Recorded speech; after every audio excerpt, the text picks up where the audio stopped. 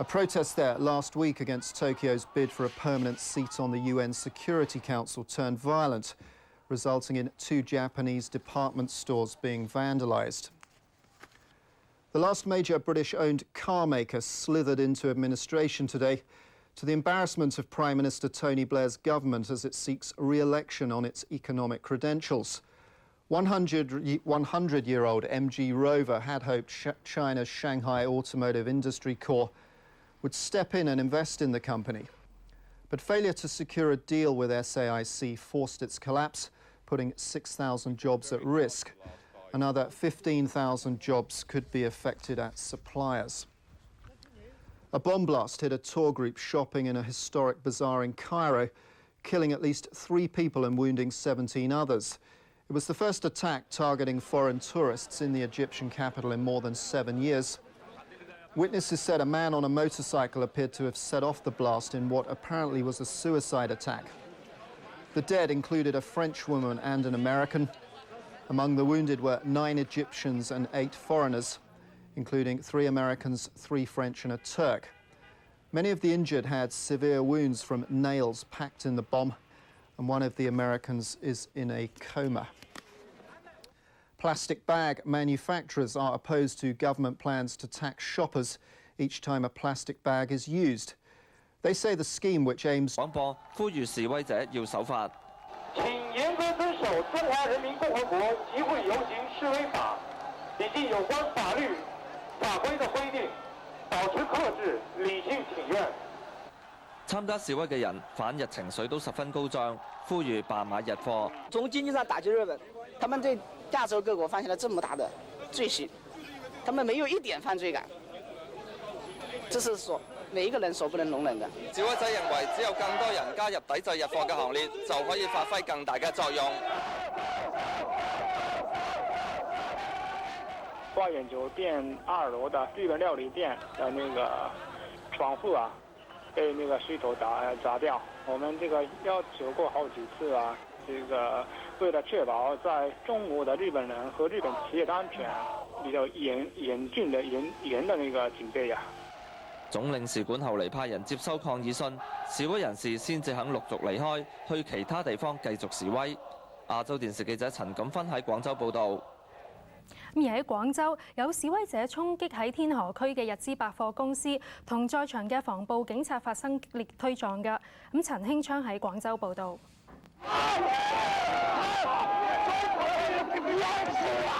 激動嘅示威人士去到一間日資百貨公司想衝入去，同在場公安發生激烈推撞。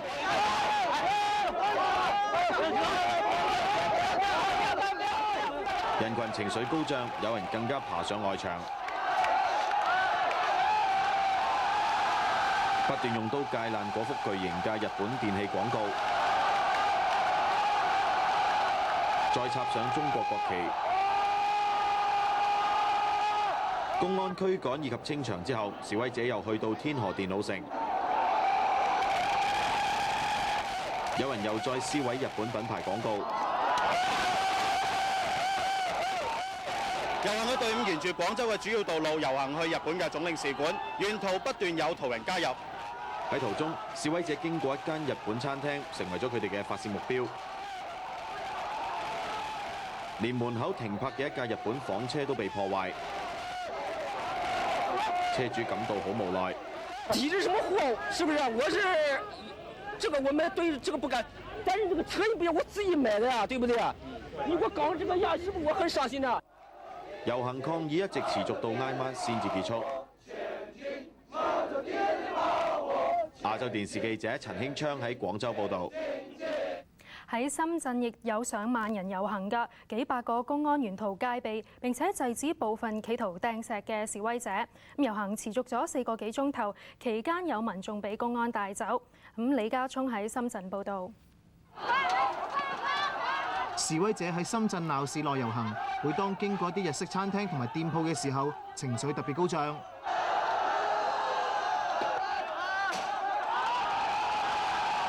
佢哋不斷向店鋪掟水樽、雞蛋同埋雜物，甚至打爛餐廳嘅光管招牌。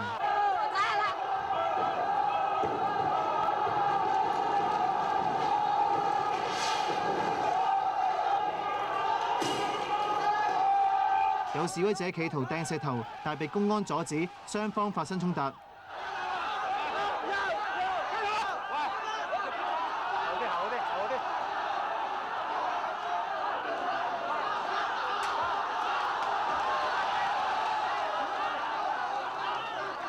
而另一間大型日資百貨公司門外，亦有群眾示威，仲同公安推撞。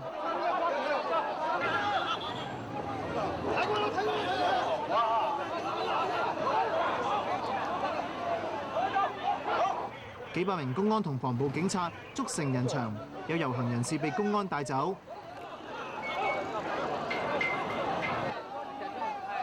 公安最後要驅散群眾。遊行隊伍喺朝早11點幾由深圳體育館兵分多路出發，其中最多人嘅一隊有3000幾人，佢哋由公安開路。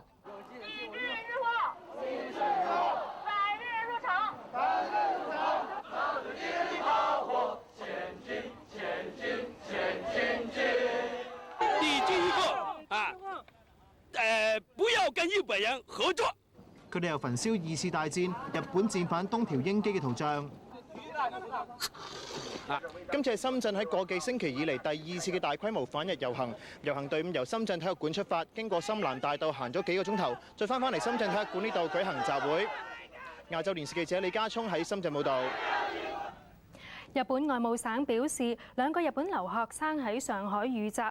咁外務省話2個人尋晚喺一間食肆，被一批中國人問佢哋嘅國籍，知道佢哋係日本人之後，就用啤酒杯同埋煙灰缸襲擊佢哋。而喺日本駐上海總領事館嘅官邸門外一塊告示板，朝早被一個男人破壞。日本傳媒報道，一個男人用石頭掟爛告示板嘅玻璃，個男人之後高叫釣魚島係中國領土之後離開。日本政府就駐華使館受襲要求中方道歉同埋賠償。咁但係中國外交部發言人秦剛話，中日關係出現今日咁樣嘅局面，責任不在中方。何俊傑報導。中國外交部發言人秦剛表示，喺示威過程中出現個別過激行為，係中方唔願意睇到㗎。佢話中日關係出現今日咁嘅局面，責任不在中方。強調日方必須認真對待同妥善處理侵華歷史等涉及中國人民感情嘅重大原則問題，多做有利增進互信同維護兩國關係大局嘅事，而唔係相反。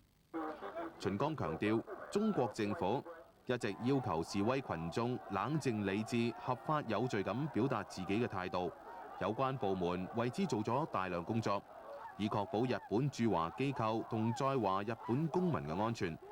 較早前，日本外相丁尊順孝傳召中國駐日大使王毅就北京嘅示威者衝擊日本駐華大使館同大使阿南惟茂嘅官邸提出抗議，要求中方道歉同作出賠償。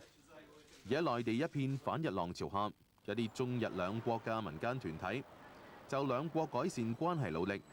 日本共同社報導，大約60個中日民間團體星期二會喺東京集會，就發展兩國友好關係發表聲明。今次亦都係日本首次召開呢類嘅集會。亞洲電視記者何俊傑報導。尋日被示威者破壞嘅日本駐華大使館情況就轉為平靜，使館區係加強咗保安㗎。吳子敏喺北京報導。喺北京嘅日本大使館被示威嘅民眾掟石之後，大使館內多塊玻璃損毀，地上佈滿石塊同埋雜物。大使館原本安排日本同外國傳媒入內拍攝損毀嘅情況，但中方以保安理由拒絕，最後使館安排幾個日本記者進入採訪，而喺大使館外明顯加強保安，大批嘅公安同埋戴住頭盔、手持警棍同盾牌嘅武警到場戒備。喺日本大使館隔離日壇路嘅其中一段就實施封路同埋改道措施，民眾都唔准行近。不過期間有2名青年手持反日標語走近封鎖線，公安都冇阻止。喺路邊嘅指示牌上亦都貼有反日嘅字句。而發起遊行示威嘅起點中關村售賣電子產品嘅商場，亦都有大批嘅公安戒備。商場外嘅大型廣告板上原本印有日本牌子嘅地方都被遮住。商場內部分賣日貨嘅鋪頭就冇開業，但呢一間賣日本食品嘅餐廳就照常開業，不過入內光顧嘅人唔多。亞洲電視記者吳子文喺北京報導。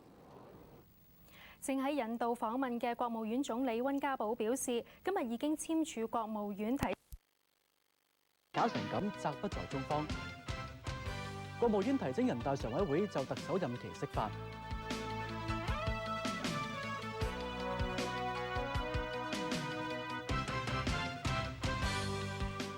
各位，北京、廣州、深圳、成都同埋海南嘅海口等地，先後有民眾舉行反日示威，抗議日本篡改侵華歷史同埋侵佔釣魚台。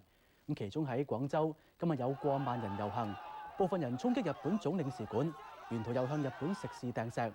深圳近萬人到日本百貨抗議。外交部話，示威出現咗個別過激嘅行為，係中國不願見到㗎。又指中日關係出現今日嘅局面，責任不在中方。日本就要求中國道歉同賠償。先由呂秉權報道廣州嘅示威。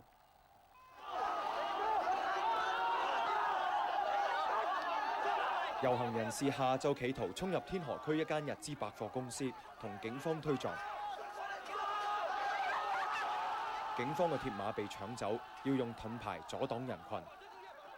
有人不斷掉雜物，亦有人爬上高處，將日本貨品嘅廣告牌用刀割爛、焚燒。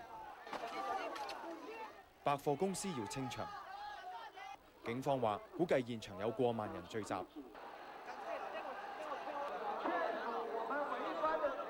群眾後來再到一間專賣日本貨嘅電腦商場拆廣告牌，有商場職員主動將廣告牌拆除，以免受破壞。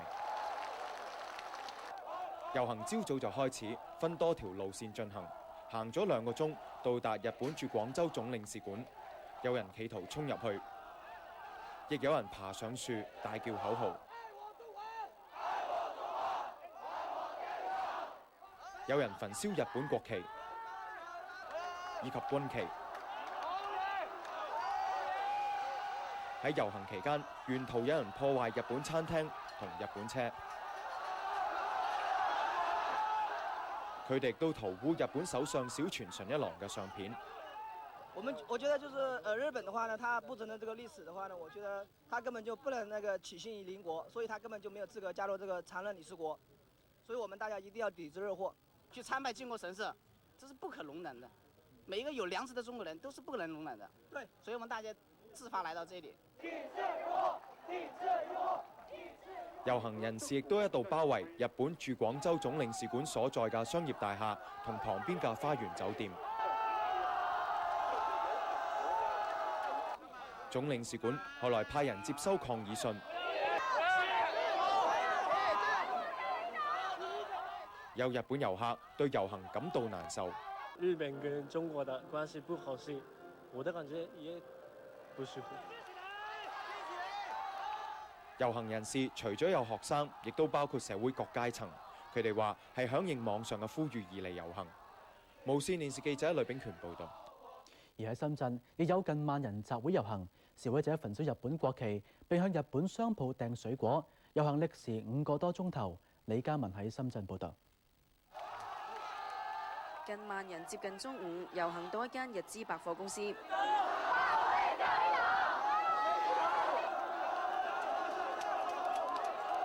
然後繼續進發，再去另一間百貨示威，撕爛日本國旗。呢間百貨上個禮拜日亦都曾經俾人示威衝擊，示威者再遊行去深圳市體育館，沿途高叫口號，抗議日本歪曲歷史。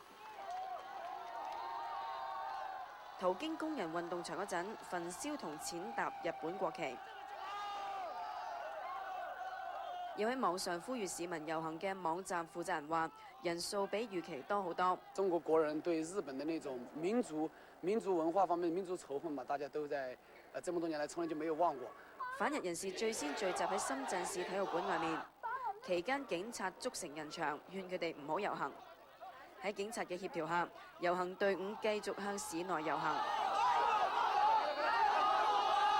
有鋪頭職員預備咗水俾遊行人士，有鋪頭掛起反日嘅橫額。期間有人向一間賣日本電子零件嘅鋪頭掟水樽同埋水果，鋪頭隨即拉閘。有示威者進入一間日本壽司店度派傳單。遊行人士途經一啲鬧市嘅馬路，在場嘅公安就幫佢哋開路，維持秩序。警方要封閉部分大街多條行車線。